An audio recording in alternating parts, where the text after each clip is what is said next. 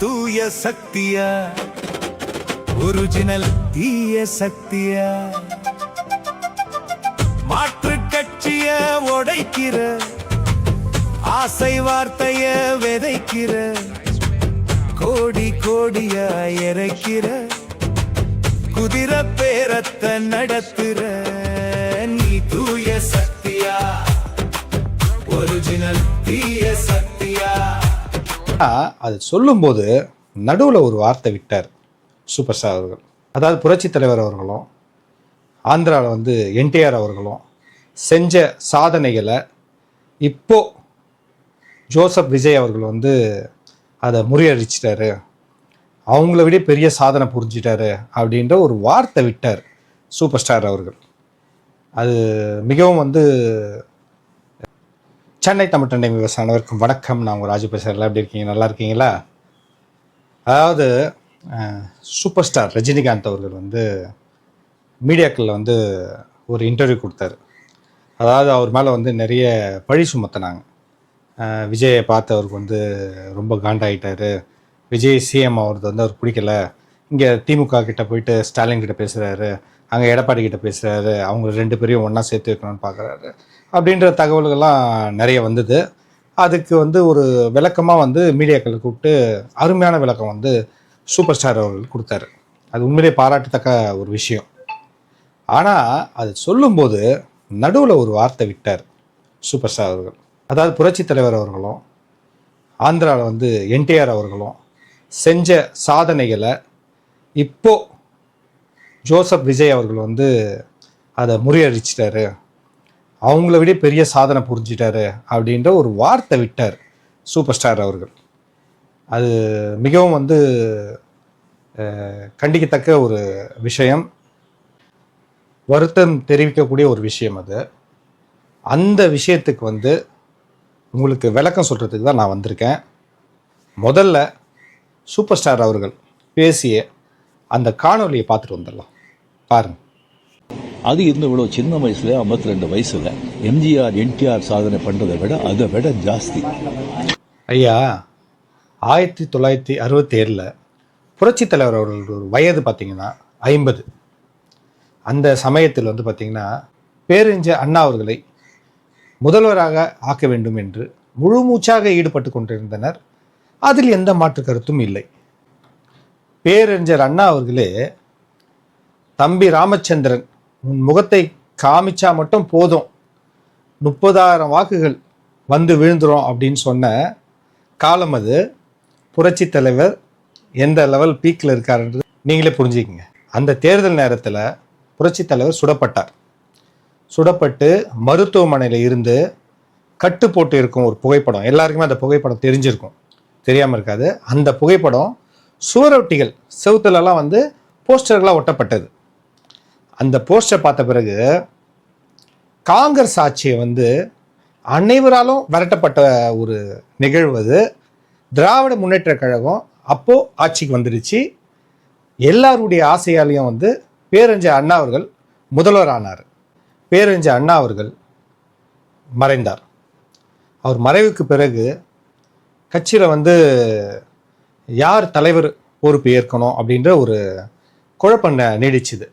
அப்போது புரட்சி தலைவருடைய தலைமையில் கலைஞர் அவர்களை வந்து தலைவராக அமர்த்தலாம் அப்படின்ற ஒரு குழு அமைச்சு அவரை தலைவராக தேர்ந்தெடுத்தாங்க. யார்? கலைஞர் கருணாநிதி அவர்கள். அதன் பிறகு 71 கலைஞர் திராவிட கழகத்தின் முதல்வர் ஆனார். அந்த தேர்தலையும் பார்த்தீங்கன்னா காமராஜர் மற்றும் இதர கட்சிகள் அனைத்தையும் வந்து பார்த்திங்கன்னா 184 இடங்கள் அப்படின்னு நினைக்கிறேன், அனைத்திலையும் வெற்றி பெற்று திராவிட முன்னேற்ற கழகம் ஆட்சியை பிடித்தது. சில மனக்கசப்பால் வந்து கட்சியை விட்டு நீக்கப்பட்டார் புரட்சி தலைவர் அவர்கள். அதன் பிறகு 72 இடைத்தேர்தல் வந்தது. அனைத்து இடைத்தேர்தலையும் வந்து புரட்சி தலைவர்கள் வந்து நின்று வெற்றி பெற்றார். புதுவையிலையும் அப்போ வந்து தேர்தல் நடத்தினாங்க. அந்த தேர்தலையும் வந்து புதுவையிலையும் வந்து புரட்சி தலைவர்கள் வெற்றி பெற்றார். அதன் பிறகு 1977 புரட்சி தலைவர்கள் பொது தேர்தல் அப்போ தான் வந்தது. 1977 அந்த தேர்தலையும் புரட்சி தலைவர் அமோக வெற்றி பெற்று பெரும்பான்மையுடன் முதல்வரானார். ப்ளஸ் அதுக்கப்புறம் 80, 87 அதுலேயும் வந்து தேர்தல் அனைத்திலையும் வெற்றி பெற்றார் புரட்சி தலைவர் அவர்கள். நீங்கள் சிந்திக்க வேண்டிய ஒரு விஷயம் என்னென்னா, புரட்சி தலைவர் அவர்கள் தனி கட்சி ஆரம்பிக்கும் போது அன்றைய இந்திரா காங்கிரஸ், மிக பலம் வாய்ந்த இந்திரா காங்கிரஸ், இன்றைய தூள் போகடா காங்கிரஸ் கிடையாது. அப்போது இருந்த இந்திரா காங்கிரஸ், பிறகு சாதன காங்கிரஸ் காமராஜரோட, அதன் பிறகு பார்த்திங்கன்னா அன்றைய ஜெயபிரகாஷ் நாராயணன், மராஜி தேச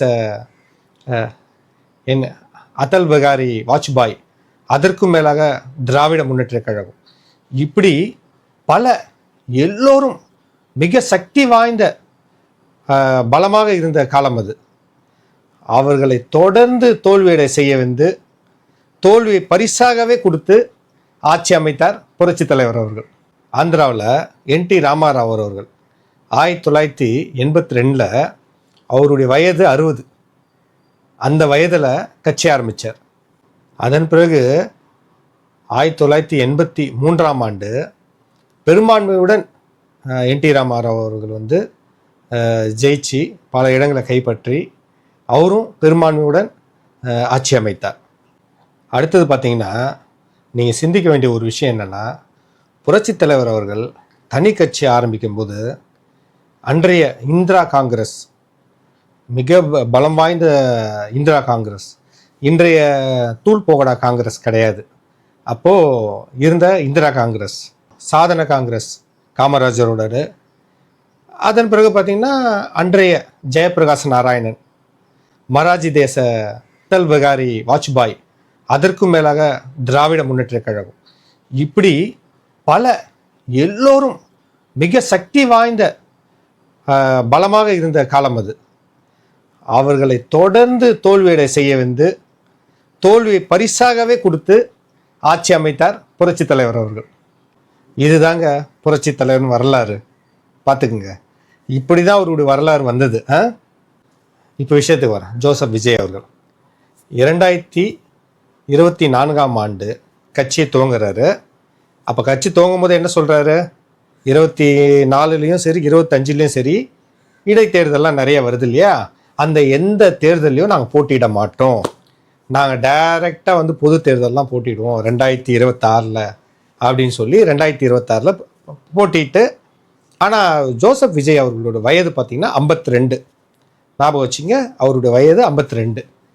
போட்டிட்டு பெரும்பான்மை கிடைக்கல. அப்பவும் எப்படி பெரும்பான்மை கிடைக்கல, பெரும்பான்மை கிடைக்காம யாரை வந்து நம்ம எதிர்கட்சி நமக்கு அகெயின்ஸ்டாக இருக்காங்க அப்படின்னு சொன்னாரோ, வாக்கு கேட்டாரோ, அவங்களுடைய கூட்டணியில் வச்சுக்கிட்டு இப்போ ஆட்சி அமைச்சிருக்கார். இது எந்த விதத்தில் சாதனை என்று சொல்கிறீர்கள் சூப்பர் ஸ்டார் அவர்களே? இதை நீங்களே பார்த்துங்க. இதுக்கு கொஞ்சம் நீங்கள் விளக்கம் கொடுத்தீங்கன்னா ரொம்ப நன்றாக இருக்கும். இப்போது ஜோசப் விஜய் அவர்கள் நீங்கள் சொல்வது போல 2 பெரிய பெற்று விட்டார். என்ன வெற்றி பெற்று விட்டார்? பிறகு அவர்கள் இருக்கும் கூட்டணியில் ஆட்சி அமைத்து விட்டு வெற்றி என்று எப்படி கருத முடியும்? அவர்கள் விட்டு கொடுத்து உழைச்சதுனால இவர் ஆட்சி அமைச்சிருக்கிறார்.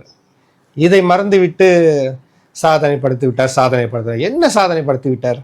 மக்களே நீங்களே சிந்திங்க. என்றுமே சரி, புரட்சி தலைவர் அவர்களோட வந்து யாருமே ஒப்பிடாதீங்க. அவர் லெவலு வேற, இமயமலை, அவர்கிட்ட கூட நம்ம நெருங்க முடியாது. அப்படிப்பட்ட ஒரு புரட்சி தலைவரை நீங்கள் சாதாரணமாக இன்றைய வந்த தற்கூரி அப்படின்னு மக்கள் சொல்கிறாங்க.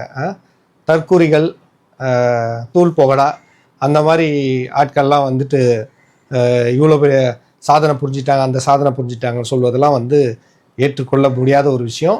இதற்கு வந்து சூப்பர் ஸ்டார் அவர்கள் வந்து ஒரு விளக்கம் கொடுத்தாருன்னா எல்லாருக்குமே நல்லாயிருக்கும்.